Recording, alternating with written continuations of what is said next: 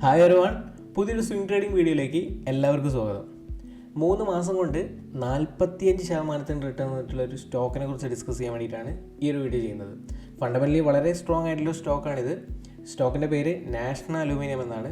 ഈ ഒരു സ്റ്റോക്ക് നമ്മുടെ സ്റ്റുഡൻസ് നമ്മുടെ കമ്മ്യൂണിറ്റിയിലും ഡിസ്കസ് ചെയ്തിട്ടുണ്ടായിരുന്നു. സോ അവരും ഈ സ്റ്റോക്ക് അനലൈസ് ചെയ്ത് ഇൻവെസ്റ്റ്മെൻറ്റ് നടത്തിയിട്ടുണ്ട്. നല്ല നല്ല റിട്ടേൺസ് അവരും ജനറേറ്റ് ചെയ്തിട്ടുണ്ട്. അപ്പോൾ 3 മാസം മുന്നെയാണ് നമ്മൾ ഈ ഒരു സ്റ്റോക്കിൽ ഇൻവെസ്റ്റ് ചെയ്തത്. അപ്പോൾ ഇൻവെസ്റ്റ്മെൻറ്റ് നടത്തി ആദ്യത്തെ 2 മാസം ചെറിയ റിട്ടേൺസ് മാത്രമേ തന്നിട്ടുണ്ടായിരുന്നുള്ളൂ. അതിനുശേഷം നല്ലൊരു ബ്രേക്ക് ഔട്ട് മൂവ്മെൻറ്റ് ഈ ഒരു സ്റ്റോക്ക് തന്നു. നമ്മുടെ ഫൈനൽ ടാർഗറ്റ് ആയിട്ടുള്ള 45% റിട്ടേൺ ഈ ഒരു സ്റ്റോക്ക് തന്നിട്ടുണ്ടായിരുന്നു. അപ്പോൾ ഈ ഒരു സ്റ്റോക്കിൽ ഇൻവെസ്റ്റ്മെൻറ്റ് ചെയ്യേണ്ടായ റീസൺസ് ആണ് ഇന്ന് ഞാൻ ഡിസ്കസ് ചെയ്യാൻ പോകുന്നത്. സോ വീഡിയോ മുഴുവനായിട്ട് കാണാൻ ശ്രമിക്കുക.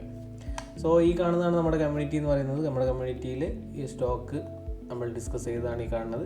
ഈ ഒരു 93-92 ലെവലായിരുന്നു ഇൻവെസ്റ്റ്മെൻറ്റ് നമ്മൾ ഡിസ്കസ് ചെയ്തിട്ടുണ്ടായിരുന്നത്. സോ അതിനുശേഷം നല്ല രീതിയിലുള്ളൊരു മൂവ്മെൻറ്റ്, അത്യാവശ്യം നല്ല രീതിയിലുള്ളൊരു മൂവ്മെൻറ്റ്, അതായത് നമുക്ക് ഡിസംബർ മന്തിലെ ക്യാനിൽ അത്യാവശ്യം നല്ലൊരു മൂവ്മെൻറ്റാണ് തന്നിട്ടുണ്ടായിരുന്നത്. ഏകദേശം 42%, 43% റിട്ടേൺ തന്നെ. അതായത് ആക്ച്വലി ഡിസംബർ മന്തിലെ ക്യാനിലാണ് നല്ലൊരു റിട്ടേൺ നമുക്ക് തന്നിട്ടുണ്ടായിരുന്നത്.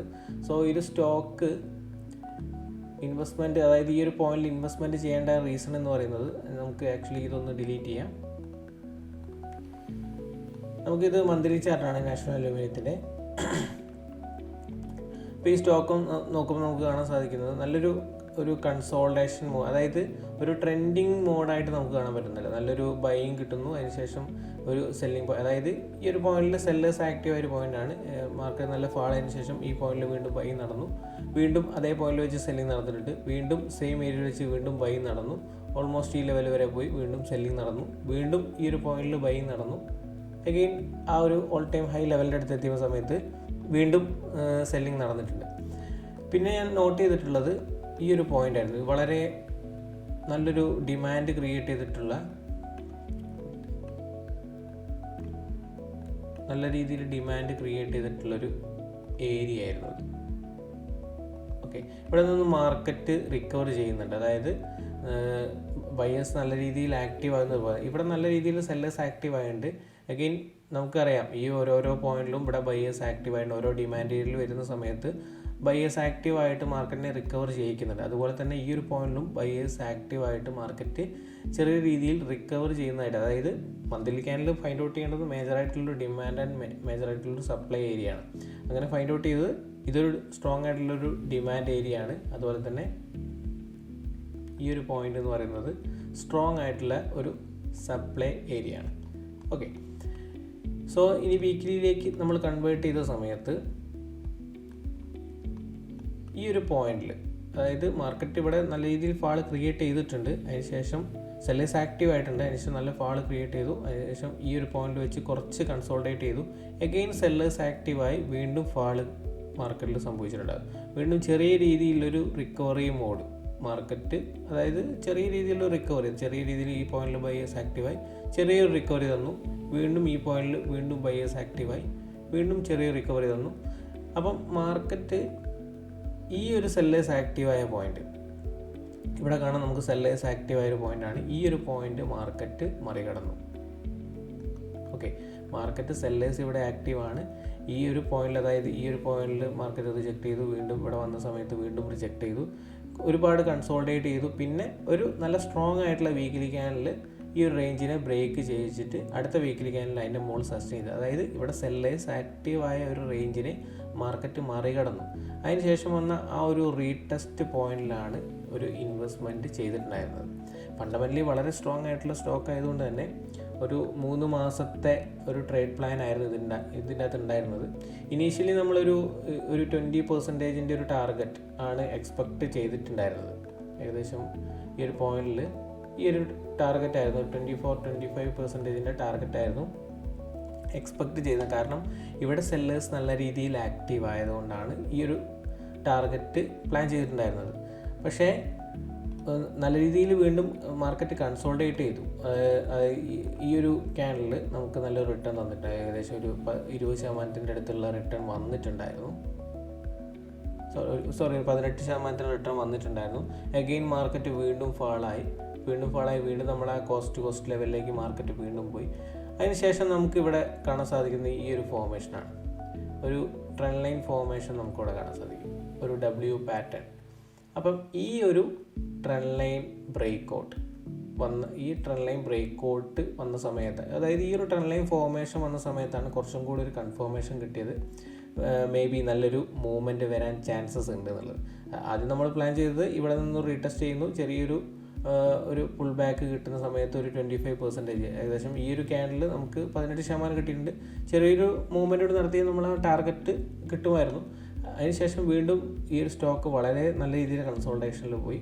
ഏകദേശം 2 മാസത്തിനടുത്തുള്ള ഒരു കൺസോൾട്ടേഷൻ ഉണ്ടായിരുന്നു നമ്മുടെ കോസ്റ്റ് ലെവലിൻ്റെ മുകളിലായിട്ട്. അതിനുശേഷം ഫോം ചെയ്തിട്ടുള്ള ഈ ട്രെൻഡ് ലൈൻ്റെ ബ്രേക്കൗട്ടാണ്. വെറും 3 ആഴ്ച കൊണ്ടാണ് നമുക്ക് ഈ ഒരു ടാർഗറ്റ് ഹിറ്റ് ചെയ്യിപ്പിച്ചു തന്നത്. അപ്പം ഈ ഒരു ബ്രേക്കൗട്ടിന് ശേഷം സ്റ്റോക്ക് 35% ഒരു മൂവ്മെൻറ്റാണ് നടത്തിയിട്ട്. അതായത് നമ്മൾ ഈ ഒരു പോയിന്റിലായിരുന്നു ടാർഗറ്റ് വെച്ച് പ്ലേസ് ചെയ്തിട്ടുണ്ടായിരുന്നത്. എഗെയിൻ നമ്മൾ ഈ ടാർഗറ്റിനെ ഒന്ന് ചേഞ്ച് ചെയ്തു. കാരണം ഫണ്ടമെൻ്റലി വളരെ സ്ട്രോങ് ആയിട്ടുള്ള സ്റ്റോക്കാണ്. ഇൻവെസ്റ്റേഴ്സൊക്കെ നല്ല രീതിയിൽ ഇൻവെസ്റ്റ്മെൻറ്റ്, FISും അതുപോലെ തന്നെ ഡൊമസ്റ്റിക് ഇൻസ്റ്റിറ്റ്യൂഷൻസൊക്കെ നല്ല രീതിയിൽ ഇൻവെസ്റ്റ്മെൻറ്റ് ഈ സ്റ്റോക്ക് നടത്തുന്നുണ്ട്. അതുകൊണ്ട് തന്നെ ഒരു സ്റ്റോക്ക് ഇനി നല്ല രീതിയിൽ ഈ ബ്രേക്കൗട്ട് ആയതുകൊണ്ട് നല്ലൊരു മൂവ്മെൻറ്റ് നടത്താനുള്ള ചാൻസസ് ഉണ്ട്. വോളിയം ഇൻക്രീസ് ചെയ്യുന്നുണ്ട്. അപ്പോൾ അത്തരം കാര്യങ്ങളുള്ളതുകൊണ്ട് നമ്മൾ ടാർഗറ്റിനെ ഒന്ന് ചേഞ്ച് ചെയ്തു. നമ്മൾ ഈ ലെവൽ, ഈ ഒരു ഹൈ പോയിന്റ് വരെ നമ്മൾ ടാർഗറ്റ് പ്ലേസ് ചെയ്തു. വളരെ കൃത്യമായിട്ട് നമുക്ക് 3 ആഴ്ച കൊണ്ട് ഈ ടാർഗറ്റ് ഹിറ്റ് ചെയ്തു. ടാർഗറ്റ് ഹിറ്റ് ചെയ്തിട്ടും സ്റ്റോക്ക് മുകളിലേക്ക് ഇനിയും പോകുന്നുണ്ട്. നമുക്ക് മന്ത്ലി ചാർട്ട് നോക്കുകയാണെങ്കിൽ ഇനിയും ഈ സ്റ്റോക്കിന് മുകളിലോട്ട് നല്ല രീതിയിൽ പോകാൻ സാധ്യതയുള്ളൊരു സ്റ്റോക്ക് തന്നെയാണിത്. കാരണം ഫണ്ടമെൻ്റലി വളരെ സ്ട്രോങ് ആയിട്ടുള്ള സ്റ്റോക്കാണ്. അപ്പോൾ ഇനി ഒരു പ്ലാൻ എന്താണെന്ന് വെച്ച് കഴിഞ്ഞാൽ, സ്വിംഗ് ട്രേഡർ ആയതുകൊണ്ടാണ് ഈ ഒരു ടാർഗറ്റിൽ നമ്മൾ ബുക്ക് ചെയ്തത്. ഈ ഒരു സ്റ്റോക്കിനി ഈ ലെവലിൻ്റെ മുകളിൽ സസ്റ്റെയിൻ ചെയ്ത് അവിടെ ഒരു കാരണം നല്ല രീതിയിലൊരു ബ്രേക്കൗട്ട് കിട്ടി. മേ ബി ഒരു കൺസോൾട്ടേഷൻ വരാനുള്ള ചാൻസസ് ഉണ്ട്. അങ്ങനെ വരുവാണെങ്കിൽ അതിൽ നിന്നും വരുന്നൊരു ബ്രേക്കൗട്ട്, ഇപ്പം ഇവിടെ നല്ലൊരു കൺസോൾട്ടേഷൻ വന്നു, ഒരു ബ്രേക്കൗട്ട് വന്നപ്പോഴാണ് നല്ലൊരു മൂവ്മെൻറ്റ് കിട്ടിയിട്ടുണ്ടായിരുന്നത്. ഇപ്പം ഓൾ ടൈം ഹൈ ലെവലിൻ്റെ റേഞ്ചിലാണ് നിൽക്കുന്നത്. അതുകൊണ്ട് തന്നെ ഇവിടെ ഒരു കൺസോൾട്ടേഷൻ വന്നിട്ടൊരു ബ്രേക്കൗട്ട് വരുന്ന സമയത്ത് വീണ്ടും ഒന്നും കൂടെ റീഇൻവെസ്റ്റ്മെൻറ്റ് ചെയ്യാനുള്ള ചാൻസ് ഉണ്ട്. അപ്പോൾ ഇനി എന്തായാലും ഈ ഒരു സ്റ്റോക്ക് ഈ ഒരു പോയിന്റ് നല്ലൊരു സപ്പോർട്ടായിട്ട് ആക്ട് ചെയ്യും. ഓക്കെ, ഈ ഒരു പോയിന്റ് നല്ലൊരു സപ്പോർട്ടായിട്ട് ആക്ട് ചെയ്യും. ഇനിയുള്ള ഒരു മേജർ സപ്പോർട്ടാണ് ഈ ഒരു ലെവൽ 123 എന്ന് പറയുന്നത് മേജർ സപ്പോർട്ടാണ്. നല്ല രീതിയിൽ സ്റ്റോക്ക് ഈ ലെവൽ ബ്രേക്ക് ചെയ്ത് റീടെസ്റ്റ് ചെയ്ത് പിന്നെ വീണ്ടും ഓൾ ടൈം ഹൈ ലെവലിലേക്ക് പോയിട്ടുണ്ട്. അല്ലെങ്കിൽ ഇവിടെ ഒരു കൺസോൾട്ടേഷൻ നടത്തിയിട്ട് ഒരു ബ്രേക്കൗട്ടിന് മുകളിലേക്ക് പോകാനുള്ള ചാൻസസ് ആണ്. അത്തരത്തിലൊരു ഫോർമേഷൻ ക്രിയേറ്റ് ആവുന്ന സമയത്ത് എഗെയിൻ നമ്മൾ ഈ ഒരു സ്റ്റോക്കിൽ ഇൻവെസ്റ്റ്മെൻറ്റ് ചെയ്യുന്നതായിരിക്കും. എന്തായാലും 3 മാസം കൊണ്ട് 45% റിട്ടേൺ നല്ലൊരു റിട്ടേൺ ആണ്. അപ്പം ഈ ഒരു സ്റ്റോക്കിലും നല്ല റിട്ടേൺ കിട്ടിയിട്ടുണ്ട്. കുറച്ചധികം സ്റ്റോക്ക് കൂടെ നമ്മൾ കമ്മ്യൂണിറ്റി ഡിസ്കസ് ചെയ്യുന്നുണ്ട്. സോ അതെല്ലാം ഒരു ടാർഗറ്റിൻ്റെ തൊട്ടടുത്താണ്. അപ്പം ആ സ്റ്റോക്കുകളും ഞാൻ നിങ്ങൾക്കിടയിൽ പരിചയപ്പെടുത്തുന്നതായിരിക്കും. അപ്പം ഇത്തരത്തിലുള്ള സ്റ്റോക്കുകൾ നമ്മളെ കമ്മ്യൂണിറ്റിയിൽ ഡിസ്കസ് ചെയ്യുന്നതുകൊണ്ട് തന്നെ സ്റ്റുഡൻസിനും വളരെ ഈസി ആയിട്ട് അത് ആക്സസ് ചെയ്യാൻ വേണ്ടി പറ്റും. വളരെ പെട്ടെന്ന് തന്നെ അവർക്ക് അനലൈസ് ചെയ്യാൻ വേണ്ടി പറ്റുന്നുണ്ട്. അവരും ഒരുപാട് സ്റ്റോക്കുകൾ, ഞാൻ കഴിഞ്ഞ വീഡിയോ പറഞ്ഞ പോലെ അവരും ഒരുപാട് സ്റ്റോക്കുകൾ നമ്മുടെ കമ്മ്യൂണിറ്റിയിൽ ഇടുന്നുണ്ട്. അതുകൊണ്ട് തന്നെ നമുക്ക് സ്റ്റോക്കുകൾ കിട്ടാൻ വളരെ എളുപ്പമാണ്, ഫിൽറ്റർ ചെയ്ത് കിട്ടുക. അതായത് നമ്മളൊരു സ്ക്രീനറൊക്കെ ഉപയോഗിച്ചിട്ട് ഒരുപാട് സ്റ്റോക്കുകൾ കണ്ടുപിടിക്കുന്നതിന് പകരം ഒരുപാട് സ്റ്റുഡൻസ് ഇതുപോലെ ഫിൽറ്റർ ചെയ്തിട്ട് സ്റ്റോക്കുകൾ ഇടുന്ന സമയത്ത് വളരെ പെട്ടെന്ന് തന്നെ നമുക്ക് ആക്ച്വലി ഒരു 4 to 5 സ്റ്റോക്കുകളൊക്കെ കിട്ടിയാൽ മതി ഒരു മാസത്തിൽ അല്ലെങ്കിൽ 2 മാസത്തിലൊക്കെ. അതിന് നമ്മളെ ക്യാപിറ്റൽ എന്തായാലും സ്പ്ലിറ്റ് ചെയ്തിട്ടാണ് സ്റ്റോക്കിൽ ഇൻവെസ്റ്റ് ചെയ്യുക. അപ്പോൾ അത്തരം കേസ് നോക്കുമ്പോൾ വളരെ ഈസി ആയിട്ട് നമുക്ക് സ്റ്റോക്ക് കിട്ടും. നല്ല വോളിയമുള്ള സ്റ്റോക്കുകൾ, നല്ല ബ്രേക്കൗട്ട് ലെവലിലുള്ള സ്റ്റോക്കുകൾ, ഇൻസ്റ്റിറ്റ്യൂഷൻസ് നല്ല രീതിയിൽ ഇൻവെസ്റ്റ്മെൻറ്റ് നടത്തിയിട്ടുള്ള സ്റ്റോക്കുകൾ നമുക്ക് ഐഡൻറ്റിഫൈ ചെയ്യാൻ വളരെ പെട്ടെന്ന് പറ്റും. അപ്പം ഇത്തരം സ്റ്റോക്കുകൾ നമ്മൾ കണ്ടെത്തുന്നതുകൊണ്ട് തന്നെയാണ് നമുക്ക് ഇത്തരത്തിലുള്ള റിട്ടേൺസ് ജനറേറ്റ് ചെയ്യാൻ വേണ്ടി പറ്റുന്നതും. എന്തായാലും ഈ ഒരു കാരണം കൊണ്ടാണ് നമ്മൾ ഈ ഒരു സ്റ്റോക്കിൽ ഇൻവെസ്റ്റ് ചെയ്തത്. അപ്പം ഇതുപോലുള്ള വീഡിയോസുകളുമായിട്ട് ഇനിയും വരുന്നതായിരിക്കും.